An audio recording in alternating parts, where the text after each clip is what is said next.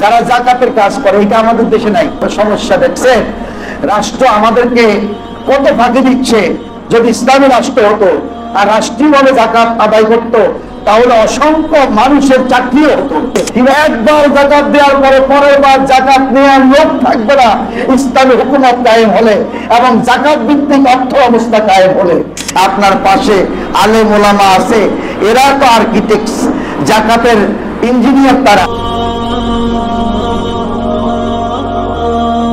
একে অপরের অভিভাবক, বন্ধু। তারা কি করবে? ইয়ামুরুনা বিল মারুফ, সৎ কাজে আদেশ করবে, ওয়া ইয়ানহাউনা আনিল মুনকার, অসৎ কাজে নিষেধ করবে, ওয়া ইউকিমুনাস সালাতা, আর নামাজ কায়েম করবে, ওয়া ইউতুনাজ যাকাতা, যাকাত আদায় করবে, ইউতিউনাল্লাহ ওয়া রাসূলাহ, আল্লাহ এবং আল্লাহর রাসূলের আনুগত্যের মাধ্যমে। সুবহানাল্লাহ, সুবহানাল্লাহ ওয়া বিহামদিহি, সুবহানাল্লাহ। তাহলে আমরা দেখতে পাচ্ছি যেখানেই নামাজের কথা সেখানেই যাকাতের কথা আল্লাহ রাব্বুল আলামিন বলে দিয়েছেন। এরপরে আল্লাহ রাব্বুল আলামিন এই যাকাত দিলে যে আমাদের লাভ হবে, কি লাভ হবে সে কথা বলছেন। মাসালুল্লাযীনা ইউনফিকুনা আমওয়ালাহুম ফি সাবিলিল্লাহি কামাসালি হাববাতিন أنبتت سبع سنابل في كل سنبلة مئة حبة والله يضاعف لمن يشاء والله واسع عليم مثل الذين ينفقون, ওদের উদাহরণ হচ্ছে এমন যারা কি করে, আল্লাহর পথে ব্যয় করে। তাদের উদাহরণ হচ্ছে এরকম, কামাসালি হাববাতিন আনবাতাত সাবআ সানাবিলা ফি কুল্লি সুনবুলাতিন মিয়াতিন হাব্বা। একটা বীজ, হাব্বা মানে কি বীজ, একটা বীজ আপনি বপন করলেন, সে বীজ থেকে একটা গাছ হয়ে 7টি ডাল হলো, 7টি ডাল থেকে 7টা ছড়া বের হলো। 7টা কি বের হলো? ছড়া বের হলো। প্রত্যেক ছড়াতে 100টা দানা, তাহলে কত? 700। ছড়াতে কত দানা হতে পারে? সুবহানাল্লাহি ওয়া বিহামদিহি, সুবহানাল্লাহিল আযীম। দান তো হচ্ছে এমন জিনিস যে আপনি দান করলেন 1 টাকা, এটি বৃদ্ধি হতে হতে অনেক সম্পদের অধিকারী আপনাকে বানাই ফেলছে, কিন্তু আপনি দেখছেন না, কারণ আপনার দেখার মতো চোখ এখন নাই। সেটি আখিরাতে আপনি দেখবেন আপনার আমল নামায় এটি কিভাবে যুক্ত হচ্ছে, কিভাবে এটি বৃদ্ধি পেতেছে। সুবহানাল্লাহি ওয়া বিহামদিহি, সুবহানাল্লাহিল আযীম। আল্লাহ রাব্বুল আলামিন এই আয়াতের ভিতরে যেটি বুঝাচ্ছেন যে তোমরা দান করলে লস হয়, এরকম তো নয়। দান করলে কি করে? আল্লাহ রাব্বুল আলামিন দানকারীর দানকে বাড়িয়ে দেন। আমরা যে নিয়ামতগুলো আল্লাহর ভোগ করছি, বলেন তো দেখি এই নিয়ামতগুলোর মালিক কে? নিয়ামতগুলো দিছে কে? এখন যিনি নিয়ামত দিয়েছেন তিনি ওই নিয়ামতগুলো ব্যয় করার পথ বাতলিয়ে দিয়েছেন, খাতমত বলে দিয়েছেন। খাতগুলো বলবো কোন কোন খাতে আপনি আল্লাহ দেয়া নিয়ামত আপনি ব্যয় করবেন। কিন্তু পরিতাপের বিষয়, আমরা আল্লাহর দেয়া নিয়ামত আল্লাহর পথে ব্যয় করি না। এই জন্যই আল্লাহ রাব্বুল আলামিন আমাদেরকে কঠোরভাবে এই ব্যাপারে তাগিদ দিয়ে বলছেন, লাইন শাকারতুম লাযীদান্নাকুম ওয়া লাইন কাফারতুম ইন্না আযাবি লাশাদীদ। বান্দারে, লাইন শাকারতুম লাযীদান্নাকুম, যদি তোমরা আমার দেয়া নিয়ামতের শুকরিয়া আদায় করো, আমি আল্লাহ নিয়ামত বাড়াইয়া দেব। ওয়ালাইন কাফারতুম, আর যদি আমার দেয়া নিয়ামতকে অস্বীকার করো, ইন্না আযাবি লাশাদীদ, তাহলে কঠিন আযাব, শাস্তি আমাদের জন্য অপেক্ষা করছে। নাউযুবিল্লাহ, নাউযুবিল্লাহ। আমরা দেখি সকালবেলায় আমি ফকির, সন্ধ্যাবেলা, ঠিক কিনা কথা? আমাদের দেশের প্রধানমন্ত্রী সকালবেলা ছিল 10টা 11টা পর্যন্ত প্রধানমন্ত্রী ছিল, এরপরে ফকির হয়ে গেছে। প্রধানমন্ত্রী চলে গেছে কোথায়, অন্য জায়গায়। সকালবেলা আমির ছিলেন, দুপুরের আগেই ফকির হয়ে গেছে। এটা করে কে? করে কে? আপনাকে সম্পদের মালিক করেছেন, আবার এই সম্পদ ছিনিয়ে নেওয়ার মালিককে আপনি টেরও পাবেন না কিভাবে নিয়ে যায়, আপনার খবর থাকে না। আমি মনে করি যে সম্পদের মালিক আমি, যেমনি ইচ্ছা তেমনি করবো। না না না, আপনি আল্লাহর দেয়া পথেই আপনি সম্পদকে কি করতে হবে? ব্যয় করতে হবে। নতুন আপনি ভাবছেন আপনি শান্তিতে আসেন, না না না, আপনার থেকে শান্তিতে অনেক পুরোবারে থাকা লোক শান্তিতে আছে। ছোট্টবেলায় একটা গল্প আপনারা পড়েছেন, মনে আছে? সুখী মানুষের গল্প আমার মনে আছে, মনে হয় পঞ্চম শ্রেণীতে পড়েছি। আমি এটার উপরে অভিনয় করেছি। শিক্ষকরা আমাদের হাতে অভিনয় করাইছে সুখী মানুষ তালাশ করার জন্য। দেখো, সুখী মানুষ তালাশ করতে করতে সুখী মানুষ কোথাও পাওয়া যায় না। অনেক খোঁজাখুঁজি করে জঙ্গলে গিয়ে এক লোককে পাওয়া গেছে। জিজ্ঞেস করছে, ভাই তুমি কি সুখী? বলে, হ্যাঁ আমি সুখী। কেমনে সুখী? আমি বন থেকে কাঠ কাটি, বাজারে বিক্রি করি, টাকা আমি 2-4টা দিই, খাওয়া দাওয়া করি, চলি। হ্যাঁ তুমি সুখী, সব দিকে আমি সুখী। আচ্ছা, তাহলে তোমার জামাটা তো দরকার আমার অমুক ভাইকে বাঁচানোর জন্য। তো আমার একটা জামা নাই, আমার জামা দরকার হয় না, এজন্যই আমি সুখী মানুষের গায়ের জামা লাগবে অসুস্থ মানুষ সুস্থ হতে, কিন্তু সুখী মানুষের গায়ের জামা নাই। তাহলে আপনি কোটিপতি, ব্যাংক ব্যালেন্সের মালিক, লক্ষ টাকা, আপনি সুখী না। সুখী কুড়ে ঘরে থাকা ওই মানুষটা। ও সুখ হচ্ছে অন্তরের বিষয়, সুখ হচ্ছে মনের বিষয়, সুখ হচ্ছে হৃদয়ের বিষয়, সুখ হচ্ছে উদ্ভাবনের বিষয়। আমরা অনেকে দাবি করে কোটি টাকার মালিক, আমি সুখী। না না, আপনি সুখী না।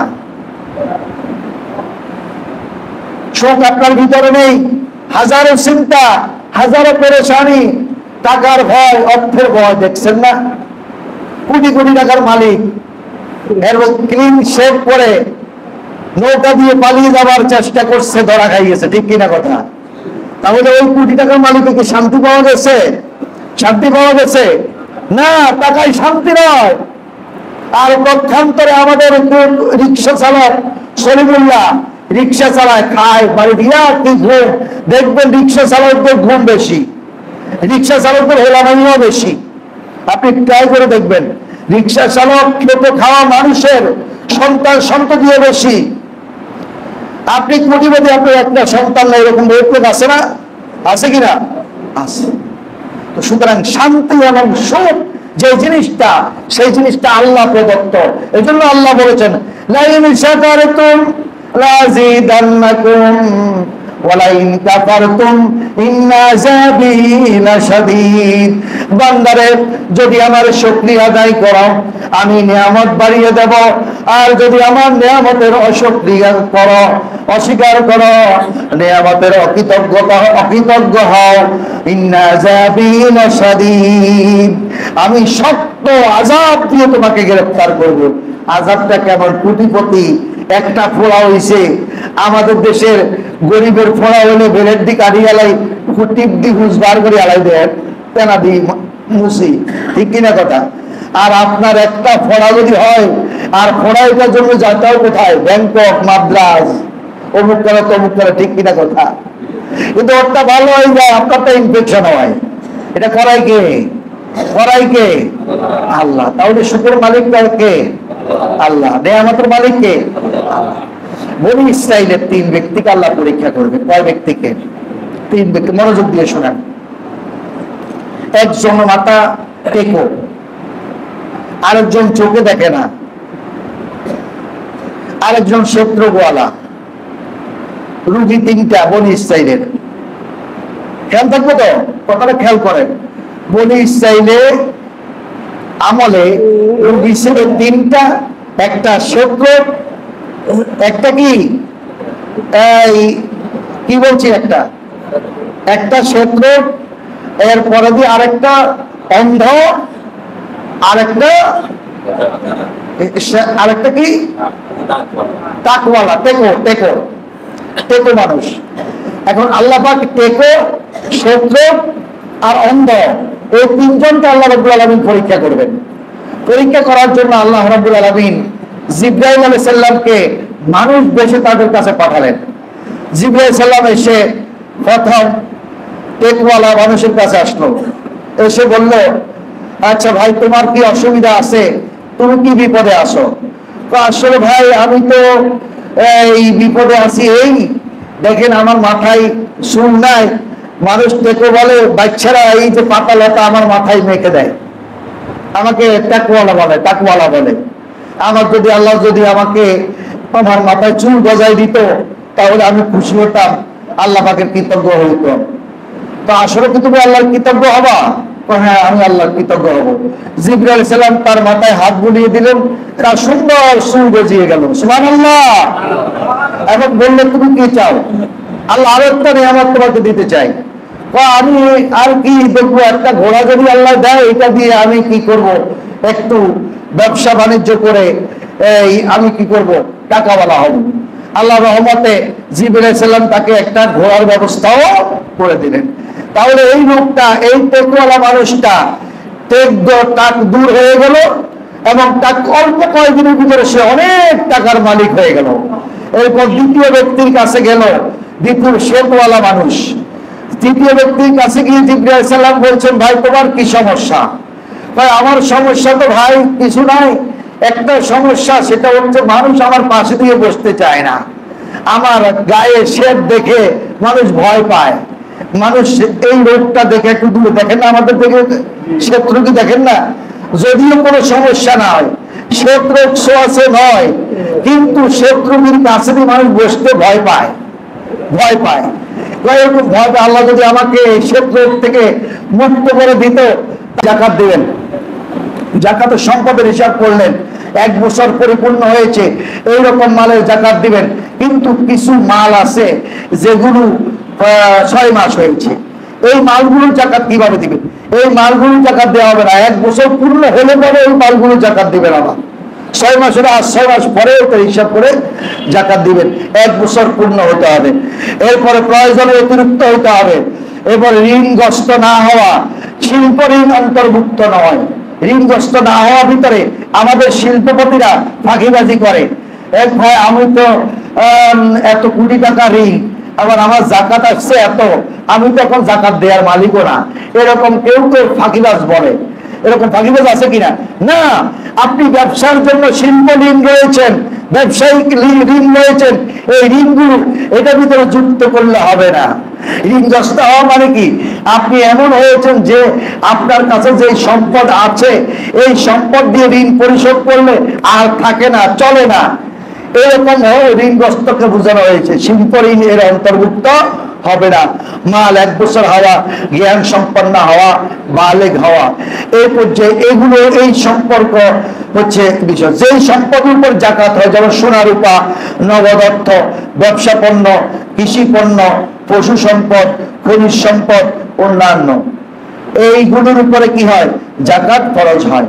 আপনারা একটা কাজ করবেন, আপনারা একটা বিল্ডিং করার সময় আপনারা বিল্ডিং এর সৌন্দর্যের জন্য, বিল্ডিং এর স্থায়িত্বের জন্য, বিল্ডিং কে দীর্ঘস্থায়ী করার জন্য একজন আর্কিটেক্টের কাছে যান কিনা? যান কিনা? ইঞ্জিনিয়ার কাছে যান কিনা? যান। সেই ড্রয়িং করে দেয়, সেই ড্রয়িং অনুযায়ী আপনি বিল্ডিং করেন। ওই বিল্ডিং আর ভাঙে না, বিল্ডিং নষ্ট হয় না। পৌরসভা থেকে আসলে ওই ড্রয়িংটা আপনি দেখান যে পৌরসভার অনুমোদন আছে, রাষ্ট্রীয় অনুমোদন আছে, আমি বিল্ডিং করলাম। কিন্তু আপনি যাকাত দিবেন পরকালের বিল্ডিং করার জন্য। আপনি মুখস্থ যাকাত না দিয়ে, আপনার পাশে আলেম ওলামা আছে, এরা তো আর্কিটেক্ট, যাকাতের ইঞ্জিনিয়ার, তারা, এদের সাথে যোগাযোগ করবেন, তাহলে ভুল ভ্রান্তির সম্ভাবনা কম থাকে। এগুলো জেনে নেবেন। যেমন কৃষি পণ্যের যাকাত কেমনে দিবেন, এটাকে ওসর বলা হয়। এরপরে ব্যবসার পণ্য যাকাত হিসাব কিভাবে করবেন, এগুলো বক্তৃতায় অল্প সময়ে বোঝানো সম্ভব না, সময় করে বুঝাতে হবে। যাই হোক, এরপরে যাকাত যাদেরকে দিবেন, যাদের কাছে যাকাত যাবে যারা যাকাত প্রাপ্ত হবে এই প্রকার লোক হচ্ছে আল্লাহ রাব্বুল আলামিন বলে দিয়েছেন সূরা তাওবার 60 নম্বর আয়াত, ইন্নামাস সাদাকাতু লিল ফুকারা'i ওয়াল মাসাকিন ওয়াল আমিলিনা আলাইহা ওয়া ফির রিকাব ওয়াল গারিমিনা ওয়া ইবনাস সাবিল ইলা আখির আয়াত। এখানে 7 শ্রেণীর কথা বলেছেন। কয় শ্রেণী? 7 শ্রেণীর লোককে যাকাত দেয়া যাবে। এই যে ফকির, এক নম্বর কি? ইন্নামাস সাদাকাতু লিল ফুকারা ওয়াল মাসাকিন ওয়াল আমিলিন। যাকাতের কাজ যারা করে, আমিলিন কারা? যারা যাকাতের কাজ করে। এটা আমাদের দেশে নাই। সমস্যা দেখছেন? রাষ্ট্র আমাদেরকে কত ফাঁকি দিচ্ছে। যদি ইসলামী রাষ্ট্র হতো আর রাষ্ট্রীয়ভাবে যাকাত আদায় করতো তাহলে অসংখ্য মানুষের চাকরিও হতো। কিভাবে? আমিলিন হিসাবে, যাকাত আদায়কারী হিসাবে। এই যাকাত ট্যাক্স অফিসার আছে না, জায়গায় জায়গায় ট্যাক্স অফিসার আছে কিনা, ভ্যাট অফিসার আছে কিনা, ভ্যাট অফিসার আছে। এরকম যাকাত জন্য একটা খাত সৃষ্টি হবে, সেই খাতে কিছু লোক থাকবে, ওই লোকগুলোর দায়িত্ব হবে সমাজে যাচাই করে দুর্নীতি দমন বুনোর মতো জাস্টিফাই করে করে কারা যাকাত দেওয়ানোওয়ালা ওদেরকে বলা তুমি যাকাত দিতে হবে, 100% দিয়ে দাও। এটা মশকরা না, এটা তুমি দিবা, তোমার সম্পদ, এটা তোমার কাম না, এটা আল্লাহর রাস্তার কাম না, এটা বাধ্যগত, তুমি দিতেই হবে। ইসলামী রাষ্ট্রে বসবাস করতে হলে তোমাকে যাকাত দিতে হবে। যাকাত কোনো অনুদান নয়, মনে রাখবেন, যাকাত অনুদান নয়, এটা বাধ্যগত আল্লাহ পাকের পক্ষ থেকে, এটা ফরজ বিষয়। এটা ইসলামের 5টা স্তম্ভের একটা স্তম্ভ, এটি আপনাকে দিতে হবে। তাহলে এই কাজটা ওরা ওখানে যে কাজগুলো, এই লোকগুলো যারা এই কাজগুলো করবে, অর্থাৎ যাকাত আনয়নের কাজ যারা করবে, যাকাত আদায়ের কাজ করবে, যাকাত বন্টনের কাজ করবে, এদেরকে আমিলুন বলা হয়।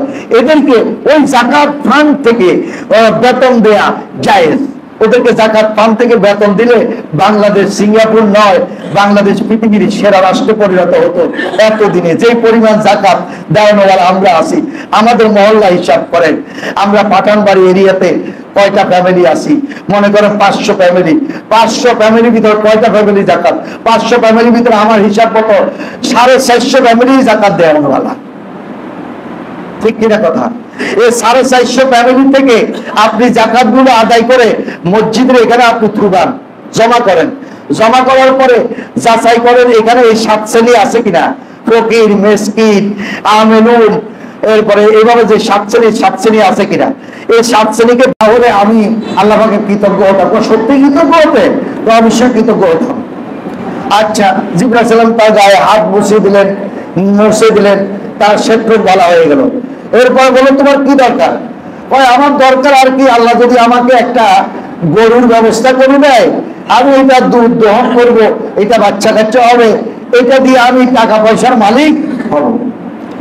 আর জিবরাইল সালাম একটা গরুর ব্যবস্থা করে দিলেন, সেই অডেল সম্পদের মালিক হয়ে গেল, টাকাওয়ালা হয়ে গেল। সে কি হয়ে গেল? টাকাওয়ালা হয়ে গেল। তৃতীয় ব্যক্তি হচ্ছে অন্ধ ব্যক্তি। অন্ধ ব্যক্তির কাছে জিবরাইল গেলেন। জিবরাইল সালাম গিয়ে বললেন, ভাই তোমার কি সমস্যা? ভাই আমার তো সমস্যা বলতে আমি তো পৃথিবীটা কি জিনিস তাই দেখি না। তুমি আসছো, তোমাকে দেখি না, পৃথিবীর রূপ লাবণ্য দেখার সুযোগ আল্লাহ রাব্বুল আলামিন আমাকে দেয় নাই। আল্লাহ যদি আমার চোখে দৃষ্টিশক্তি ফিরাইয়া দিত তাহলে আমি অনেক খুশি হতাম। জিবরাইল সাল্লাম তার চোখে হাত বুলিয়ে দিলেন, সেই দৃষ্টিশক্তি ফিরে পেল, সবগুলো দেখছে, সেই খুশি হচ্ছেন। বললে আল্লাহ শুকরিয়া আদায় করবে? অবশ্যই আল্লাহ শুকরিয়া আদায় করবো। এরপর তোমার কি সহযোগিতা দরকার? বলে আমাকে একটা বকরির ব্যবস্থা করে দিলে এই বকরি থেকে আমি লাভবান হয়েও একটু, আমার বেশি লোক টোক নাই। জিবরাইল সালাম একটা বকরির ব্যবস্থা করে দিলেন। এই বকরি থেকে হতে হতে সে কোটিপতি হয়ে গেল, অনেক টাকার মালিক হয়ে গেল, অনেক বকরি হয়ে গেল। তাহলে এই নিয়ামত গুলো কে দিয়েছেন? আল্লাহ দিয়েছেন। এই নিয়ামত গুলো কে দিয়েছেন? আল্লাহ দিয়েছেন। এখন এই নিয়ামতের পরীক্ষা করবেন। অনেকদিন পরে আল্লাহ রাব্বুল আলামিন এদের নিয়ামতের পরীক্ষা করার জন্য আবার জিবরাইল সাল্লামকে ফকির বেশে প্রেরণ করলেন। ফকির বেশে প্রেরণ করে প্রথম লোকের কাছে আসি বলল, ভাই তুমি তো ছিলে এই টেকওয়ালা, অথবা তুমি টেকওয়ালা মানুষ ছিলে, তোমাকে আল্লাহর এক বান্দা এসে এইভাবে দোয়া করছে এবং তোমার এই সহযোগিতার কারণে তুমি এখন টাকাওয়ালা হইছ, আমি মুসাফির মানুষ বিপদে পড়েছি, আমাকে একটা ঘোড়া দিলে আমি গন্তব্য যেতে পারবো, তোমার তো অসংখ্য ঘোড়া আছে, এখান থেকে দেও। সেগুলো অসম্ভব ব্যাপার, এগুলো আমার পূর্বপুরুষ থেকে প্রাপ্ত সম্পদ, এগুলো তোমার কি, এগুলো আমি অর্জন করেছি, আমার ব্যবসা বাণিজ্য তোমাকে দেবো কেন? জিবরিল আলাইহিস সালাম তার জন্য দোয়া করলেন, চলে গেলেন। এই ব্যক্তি ক্ষণিকের মাধ্যমে সে কি হয়ে গেল? ফকির হয়ে গেল, তার সব নিষ্পার হয়ে সেই আবার পথের ভিখারি হয়ে গেল, আগের অবস্থানে চলে গেল, আগের টেকওয়ালা হয়ে গেল। এরপরে দ্বিতীয় ব্যক্তির কাছে গেলেন, দ্বিতীয় ব্যক্তিকে একই কথা বললেন যে তুমি তো ছিলে শ্বেতওয়ালা মানুষ, মানুষ তোমাকে ঘৃণা করতো, এক ব্যক্তি এসে এভাবে দোয়া করলো এবং তোমাকে এই দুটো দান করলো, দানের কথা স্মরণ করে দিলেন এবং বললেন এখান থেকে যদি আমাকে একটু দান করো তাহলে আমি মুসাফির মানুষ বিপদ থেকে মুক্ত হতে পারবো, তুমি যদি আমাকে দান করো আমি খুশি হব। এই ব্যক্তি একই কথা পূর্বের জনের মতো কথা বললো এগুলো আমার পূর্বপুরুষ থেকে পাওয়া, এগুলো সম্পদ, এগুলোর মালিক তুমি হতে পারবে না, তুমি কেন দাবি করছো, প্রত্যেকে আসছো তুমি, তোমাকে দেয়া যাবে না। জিবরিল আলাইহিস সালাম তার জন্য দোয়া করলেন, ক্ষণিকের মাধ্যমে সে আগের অবস্থানে ফিরে গেল। তৃতীয় ব্যক্তির কাছে গেল, তৃতীয় ব্যক্তিকে পূর্বের কথা স্মরণ করে দিল, তুমি অন্ধ ছেলে, পৃথিবী দেখতে না, লাল কালো সাদা বুঝতে না, আল্লাহ রাব্বুল আলামিন তোমার দৃষ্টিশক্তি ফিরিয়ে দিয়েছেন এবং তোমাকে মুক্তির ব্যবস্থা করে দিয়েছেন, এখন তুমি অনেক টাকার মালিক, আমি মুসাফির মানুষ বিপদে পড়েছি, আমাকে কিছু দান করো। সে বলল কেন? এগুলো সব আমার আল্লাহ দিয়েছেন, আল্লাহর সম্পদ, এগুলোর মালিক আমি না, তোমার কি লাগবে, তোমার যা লাগবে তা তুমি নিয়ে যাও। সুবহানাল্লাহ, সুবহানাল্লাহ।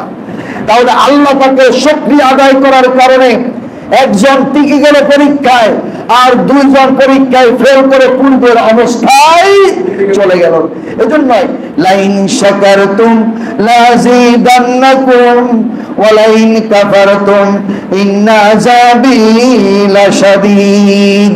বান্দারে, আমার নিয়ামতের যদি শুকরিয়া আদায় করো আমি নিয়ামত বাড়িয়ে দেব, ওয়া লাইন কাফারতুম, যদি আমার নিয়ামতের কুফরি করো, নিয়ামতকে অস্বীকার করো, ইন্না আযাবি লাশাদীদ, আমি শক্ত আযাব দিয়ে তোমাকে গ্রেফতার করে ফেলব। নাউযুবিল্লাহ, নাউযুবিল্লাহ, নাউযুবিল্লাহ। আল্লাহ রাব্বুল আলামিন আমাদেরকে অকৃতজ্ঞ হওয়া থেকে বাঁচান। আল্লাহ কৃতজ্ঞ, আল্লাহ যা নিয়ামত দিয়েছেন, যেই নিয়ামত দিয়েছেন, এই নিয়ামত আপনি খুঁজে দেখেন না। আপনার শরীরের ভিতরে কত কোটি টাকার নিয়ামত দিয়েছেন, একটা চোখ আপনার নাই। কোটিপতির কাছে যাই বলেন তো দেখি একটা চোখ দেওয়ার জন্য, আবার একজন কোটিপতি তার একটা চোখ নষ্ট হয়ে গেছে, আপনি গরিবের কাছে আসি বললো যে একটা চোখ দাও, আমার সব সম্পদ দিয়ে দেব, দেবেন? দেবে? দেবেন?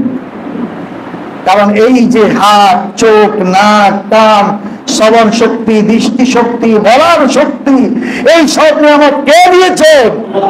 আল্লাহ দিয়েছেন। এই নিয়ামতের শক্তি আদায় করতে হবে, তাহলে আল্লাহ রাব্বুল আলামিন নিয়ামত বাড়িয়ে দেবেন। আর যদি শক্তি আদায় না করি তাহলে আল্লাহ রাব্বুল আলামিন এগুলো আমাদের থেকে কেড়ে নেবেন, বিপদ দিয়ে, আপদ দিয়ে, বড় মুসিবত দিয়ে, রোগ ব্যাধি দিয়ে কেড়ে নেবেন, আপনি টেরও পাবেন না। আর যাওয়ার সময় আপনি সলিমুল্লাহ ঠিক আছে, যাচ্ছেন কবরে খালি হাত। এই জন্য একজন মনীষী বললেন, আমার মৃত্যুর পরে আমার দুই হাত বের করে দিও, খাটিয়ার চতুর দুই পাতে বেরিয়ে করে, যাতে করে দেখে সবাই যে আজকে আমি সারা পৃথিবীর শ্রেষ্ঠ মানুষ ছিলাম, এখন আমি খালি হাতে যাচ্ছি, খালি হাতে যাচ্ছি। তো যাই হোক, আল্লাহ রাব্বুল আলামিন আমাদেরকে দান সদকার মাধ্যমে আল্লাহ পাকের শুকরিয়া আদায় করার তৌফিক দান করুন। এই মাস হচ্ছে দান সদকার মাস, এই মাস যাকাত দেওয়ার মাস। এই যাকাত বছরের যে কোনো সময় দিতে পারেন, কিন্তু খাস করে যাকাত আমরা এই মাসেই দিয়ে থাকি বেশিরভাগ সময়। যে কোনো সময় যাকাত হিসাব করা যায়, কিন্তু এই মাসে আমরা বেশিরভাগ দিয়ে থাকি সওয়াবের আশায়। এরপর দান সদকা, কর্জে হাসানা, এগুলো সবই এই মাসের ভিতরে আল্লাহ পাক আমাদেরকে দেয়ার তৌফিক দান করুন। এখন যাকাত কি? যাকাত হচ্ছে আপনাকে যে সম্পদ আল্লাহ রাব্বুল আলামিন দিয়েছেন, এই সম্পদের যদি এই সম্পদটা আপনার কাছে 1 বছর থাকে, ক বছর থাকতে হবে? 1 বছর থাকতে হবে। এটাকে হাওলানে হাওল বলে। আর সম্পদের পরিমাণ হতে হবে 7.5 তোলা স্বর্ণ, 52.5 তোলা রৌপ্যের পরিমাণ। 7.5 তোলা স্বর্ণ, 52.5 তোলা রৌপ্যের পরিমাণ যদি সম্পদ আপনার কাছে 1 বছর গচ্ছিত থাকে, ওই সম্পদ থেকে শতকরা 2.5% আপনি আল্লাহর রাহে কি করতে হবে? দান করতে হবে। আল্লাহর রাহে দান করে দিতে হবে। সেটি ব্যবসার হতে পারে, সেটি আপনার ঘরে রক্ষিত সম্পদ হতে পারে, সেটি কৃষিজাত দ্রব্য হতে পারে। কৃষিজাত দ্রব্যের জন্য আলাদাভাবে জাকাতের ব্যবস্থা ওসব, সেগুলো সেখানে সেভাবে উপর দিতে হবে। সর্বোপরি জাকাত তাদের উপরে ওয়াজিব হবে, এক মুসলমান হতে হবে। অমুসলিমের উপরে জাকাত ফরজ হবে না। এক লোক আল্লাহওয়ালা মানুষকে, আল্লাহর এক গোলামকে প্রশ্ন করলো যে আপনারা বলেন যে ইসলামী হুকুমত কায়েম হলে জাকাত ভিত্তিক অর্থ সমাজ কায়েম করবেন, জাকাত ভিত্তিক সমাজ কায়েম করলে যারা হিন্দু তাদের থেকে আপনি কর নিবেন কেন? তাদের থেকে এটাকে বলা হয় জিজিয়া নিবেন কেন? ওই দেখেন, জাকাতটা দেয়া হচ্ছে, আপনি মুসলমান থেকে জাকাত দেয়া হচ্ছে, যে মুসলমানদেরকে সুরক্ষা করা হচ্ছে। রাষ্ট্র মুসলমানের দায়িত্ব নেই। সে যদি সমস্যাগ্রস্ত হয়, রাষ্ট্র তাকে কি করবে? পরিচালনা করবে। সেই রাষ্ট্র সমূহের দায়িত্ব তার নেয়। এই জন্য মুসলমান হিসাবে রাষ্ট্র পরিচালনার জন্য, দরিদ্র গুণসরের জন্য এই জাকাতগুলো দান করবে। প্রত্যন্তরে আপনি ওই রাষ্ট্রে থাকছেন, আপনি কি বিপদে পড়তে পারেন না? আপনি কি সমস্যায় পড়তে পারেন না? তাহলে আপনাকে জিজিয়া দিতে হবে।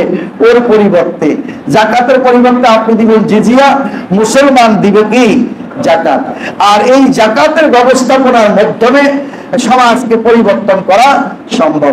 আমাদের দেশে যত মুসলমান আছে, জাকাত দেওয়ার মতো লোক আছে, এই জাকাতগুলো যদি না দিয়ে জাকাত আদায় করা হতো, খেয়াল করেন, একটা হচ্ছে জাকাত দেয়া আর একটা হচ্ছে জাকাত আদায় করা। জাকাত দেয়া হচ্ছে আমার জাকাত, আমি জাকাতের মালিক হয়েছি, আমি জাকাত দেওয়ার অধিকারী হয়েছি। আমার জাকাত আসছে 50 লক্ষ টাকা, আমি জাকাত দিচ্ছি 5 লক্ষ টাকা। কাপড় চোপড় কিনে মাইকিং করে দিচ্ছি, অমুকখানে অমুক মুন্সির অমুক চৌধুরী সাহেবের জাকাত বিলি করা হবে। দরিদ্র মানুষগুলো জাকাত নেয়ার জন্য যায়, অনেকগুলো পদপিষ্ট হয়ে মারাও যায়। এরকম খবর কি বাংলাদেশে আছে না নাই? আছে না নাই? আছে। কিন্তু জাকাতের স্পিরিট এটা না। রসুলের সময় জাকাত এরকম ছিল না, 4 খলিফার সময় জাকাত এরকম ছিল না। 4 খলিফার সময়, রাসূলের সময় জাকাত দিত এক জায়গায়, যেটা হচ্ছে রাষ্ট্রীয় কোষাগারে জাকাত জমা হইতো। সেখান থেকে জাকাত বিলির যে খাতগুলো, সেই খাতগুলো বলছে একটু পরে, ওই খাতগুলোতে সরকারি ব্যবস্থাপনায় জাকাতগুলো বিলি হতো। যা হলে লিস্ট করে করে জায়গায় জায়গায় পৌঁছে দেওয়া হতো, কোনো সমস্যা ছিল না। এইভাবে জাকাত আদায় করতো। রাসূল ইন্তেকালের পরে জাকাত দেওয়ার ব্যাপারে এক গোষ্ঠী অস্বীকার করলো। আবু বকর রাদিয়াল্লাহু তাআলা বলল, তাদের বিরুদ্ধে আমি যুদ্ধ করব। ওমর বললেন, আল্লাহ রাসূল তো যুদ্ধের কথা বলেন নাই, আপনি যুদ্ধের কথা বললেন। তো আমি তাদের শুধু যুদ্ধ করব তা নয়, তারা যদি ওটের রশি পর্যন্ত দিতে অস্বীকার করে, গলার সাথে যে রশি যেটা নিয়ে জাকাতের মাল আনবে, এটা দিতে যদি অস্বীকার করে, তাহলে আমি তাদের সাথে যুদ্ধ করব। যারা জাকাত অস্বীকার করে তারা কাফের। যারা জাকাত দেয় না, মুসলমান মুসলিম রাষ্ট্র হলে তাদেরকে হত্যা করা জায়েজ। এর কত শক্ত কথা। এখন আমাদের দেশে আমরা গরিব না, আমরা ধনী রাষ্ট্র, আমরা গরিব হয়ে আসি, আমাদেরকে গরিব করে রাখা হয়েছে। আমরা কেউ 10 তলায়, কেউ গাছতলায়, কেউ 10 তলায়, কেউ কি গাছতলায়। কারো crore crore billion billion trillion টাকার মালিক সে, আর কেউ ফুটপাতে বসবাস করছে। না, ইসলামের ভিতর ভারসাম্য করে। আপনি কোটিপতি হবেন, অসুবিধা নাই, কিন্তু সেখান থেকে আল্লাহর অংশটা আপনি দিয়ে দিবেন রাষ্ট্রকে। রাষ্ট্র ওই ছিন্নমূল দরিদ্রদের ভিতরে রাষ্ট্র বন্টন করবে, ওদেরকে স্বাবলম্বী করে দেবে। এটা দায়িত্ব কার? রাষ্ট্রের। এটা দায়িত্ব কার? এই যারা মুসলমান হওয়া, নেশাব পরিবার মালিক হওয়া। নেশাব বলছি তো, কম হলে জাকাত দিতে হবে না। হ্যাঁ, একটা প্রশ্ন আমার এক ভাই করেছিলেন, ওনাকে ব্যক্তিগতভাবে আমি জবাব দিয়েছি, আবার আপনাদেরকেও জানিয়ে দিচ্ছি। এরকম যেমন জাকাতের, আপনি তো জাকাত দেওয়া থাকি যাইব, জাকাত থেকে যাবে, একবার জাকাত দেওয়ার পরে পরের বার জাকাত নেওয়ার লোক থাকবে না ইসলামী হুকুমত কায়েম হলে এবং জাকাত ভিত্তিক অর্থ অবস্থা কায়েম হলে। একবার জাকাত দেওয়ার পরে দ্বিতীয়বার জাকাত, কারণ জাকাত দিতে হবে এমন ভাবে যাতে করে যাকে আমি জাকাত দেব ওই ব্যক্তি যাতে করে পরবর্তীতে জাকাত দিতে পারে। যেমন একজন ব্যক্তিকে আপনি টার্গেট করলেন, আপনার আত্মীয়, তাকে আপনি জাকাত দিবেন, তাকে একটা গাড়ি কিনে দেন, একটা মাইক্রো কিনে দেন, একটা ভ্যান কিনে দেন, একটা টেম্পো কিনে দেন, একটা সিএনজি কিনে দেন। ওই সিএনজি দিয়ে বড় লোক হবে, দরিদ্র বিমোচন করবে। জাকাতের মূল স্পিড হচ্ছে সমাজ থেকে দরিদ্র বিমোচন করা। ইসলাম মুসলমান কারো কাছে মাথা নত করবে না, মুসলমান মাথা নত করবে একমাত্র আল্লাহর কাছে। ভিক্ষাবৃত্তি এবং আমরা বলেছি গত জুমায়ও, ভিক্ষাবৃত্তি এবং তালাক দুটা ইসলামে একেবারে ঘৃণিত জায়েজ। আমরা ঘৃণিত জায়েজ বলবো মানে এটাকে অপছন্দনীয় জায়েজ। বিষয়টা হচ্ছে কি? অপছন্দনীয় জায়েজ। তাহলে ভিক্ষাবৃত্তি ইসলাম পছন্দ করে না। ইসলাম পছন্দ না করলে ইসলামের দায়িত্ব হচ্ছে ভিক্ষাবৃত্তি দূর করে দেয়া। ভিক্ষুকরা জানে না, যদি জানতো ভিক্ষুকরা দলবদ্ধ হয়ে ভিক্ষা না আছে জাকাত ভিত্তিক অর্থ ব্যবস্থার জন্য তারা মিছিল করত, স্লোগান দিত, আর ভিক্ষা তারা করতো না। ঠিক কিনা কথা? ঠিক কিনা কথা? কথা বলেন না, ঠিক কিনা? সুতরাং এই জাকাত। এরপরে আমেরুন, মন জয় করা। অমুসলিম মন জয় করার জন্য জাকাতের অর্থ ব্যয় করে তাদেরকে আনতে হবে। দাসমুক্ত করা এই দিন নাই। ঋণগ্রস্তকে ঋণ পরিশোধ করার জন্য, এটা একটু কথা বলতে হয়। আমাদের সমাজে অনেক আছে ঋণগ্রস্ত, লজ্জা শরম এবং অভিমানে মানুষকে বলতে পারে না, কিন্তু সেই জাকাত খাওয়ানোওয়ালা হয়ে আছে। আসেনি এরকম? আজাদ ভাই করতে পারবেন, এই যে আমাদের মুরব্বীরা করতে পারবেন, আপনারা যারা সমাজের সাথে ডিলিং করেন ওরা বলতে পারবেন। লজ্জা বলে না, ওদেরকে জাকাত দিতে হবে, ওদেরকে ঋণ মুক্ত করে দিতে হবে। ঋণগ্রস্ত 50 লক্ষ টাকা, চোখ দেখাইতে পারে না, মুখ দেখাইতে পারে না, বাইরে হইতে পারতেছে না, আমরা মিলে মিশে তাকে ঋণ মুক্ত করবো। ঋণও ইসলামে খারাপ একটা জিনিস। আল্লাহ রাসূল ঋণ থেকে মুক্ত হওয়ার জন্য দোয়া করেছে, ওয়াদাইন ওয়ালা গালাবাতির রাজাল। হ্যাঁ, এইভাবে ঋণ থেকে মুক্ত হওয়ার জন্য রাসূল দোয়া করেছেন, যাতে করে ঋণ মুক্ত আল্লাহ আমাদেরকে করেন। এরপরে আল্লাহর রাস্তা। আল্লাহর রাস্তা বলতে আল্লাহর হাইওয়ে আছে নাকি? ঢাকা চিটাগং রোড এরকম আছে নাকি? আল্লাহর পৃথিবীতে এরকম আল্লাহর রাস্তা আছে নাকি? আল্লাহর রাস্তা মানে আল্লাহর পথ। আল্লাহর পথ মানে কোরআনের পথ। যারা কোরআনের কথা বলে, যারা কোরআনের পথে চলে, যারা কোরআন প্রতিষ্ঠার সংগ্রাম করে, এই সংগ্রামে এই রাস্তাটাই হচ্ছে আল্লাহর রাস্তা। সংক্ষেপ কথা, ঠিক কিনা? বুঝাইছে কি? বুঝলে বুঝপাতা, না বুঝলে তেজপাতা। একজন করলো না, একেবারে সহজ বাংলায় বলে দিলাম। আল্লাহর রাস্তা মানে কি? কোরআনের রাস্তা। যারা কোরআনের কথা বলে, হাদিসের কথা বলে, কোরআন প্রতিষ্ঠার কাজ করে, কোরআনের কাজ করে, এই রাস্তাটাই, এই পথটাই হচ্ছে কোরআনের পথ। ইবনুস সাবিল, আল্লাহর রাস্তা। এই আল্লাহ রাস্তায় দান করা যাবে, ইসলামী আন্দোলনকে দান করা যাবে, ইসলামী দলগুলোকে দান করা যাবে, ইসলামী সংস্থাগুলোকে দান করা যাবে, ইসলামী সমিতিকে দান করা যাবে, যাতে করে এগুলো দিয়ে ইসলামী কাজ কি হয়, সংগঠিত হয়, আরো ব্যবধান করা যেতে পারে। এরপরে মুসাফির। মুসাফির আমাদের দেশে নাই। মুসাফির হচ্ছে 47 কিলো, কত কিলোমিটার? 48। এখন কিলোমিটার হিসাব করলে হবে না। হ্যাঁ, 65 কিলো। 65 কিলো দূরে 15 দিনের কম সময় নিয়তে আপনি বেরিয়ে গেলেন। ওখানে গেলেন, আপনার সহায় সম্পদ শেষ হয়ে গেছে, আপনি আসতে পারতেছেন না। এখন আপনি মুসাফির। জাকাতের পয়সা দিয়ে আপনাকে বাড়ি পর্যন্ত পৌঁছাই দেয়া ইসলামী রাষ্ট্রের দায়িত্ব, যদি ইসলামী রাষ্ট্র থাকে। চেয়ারম্যান মেম্বার থাকলে জাকাত খাত থেকে এগুলা দিয়ে কাজ করবে। সেক্টর সেক্টরে জায়গা থাকবে, সব জায়গাতেই জাকাত ফান্ডের লোক থাকবে, তারা দিয়ে এই কাজগুলো করবে। কিন্তু এই জাকাতের এই কাজগুলো করা যাবে। আল্লাহ পাক আমাদেরকে তৌফিক দান করুন। আমাদেরকে জাকাত ছাড়াও আমরা যে কয়েকটা ফান্ডে সময় দিতে পারবো, আমাদের সময় শেষ। কর্জে হাসানের উপরে কথা বলতে চাইছিলাম, সময় নেই, আজকে কথা হবে না। আগামী দিন সময় থাকলে ইনশাআল্লাহ একদিন কথা হবে। যাকাতের মতো কর্জে হাসানা অত্যন্ত গুরুত্বপূর্ণ জিনিস, কর্জে হাসানা দিবেন, এটা নিয়ে আরেকদিন কথা হবে। হাযা মা ইনদি ওয়াল ইলমু ইনদাল্লাহ আলাইহি তাওয়াক্কালতু ওয়া ইলাইহি উনীব। আসসালামু আলাইকুম ওয়া রাহমাতুল্লাহ।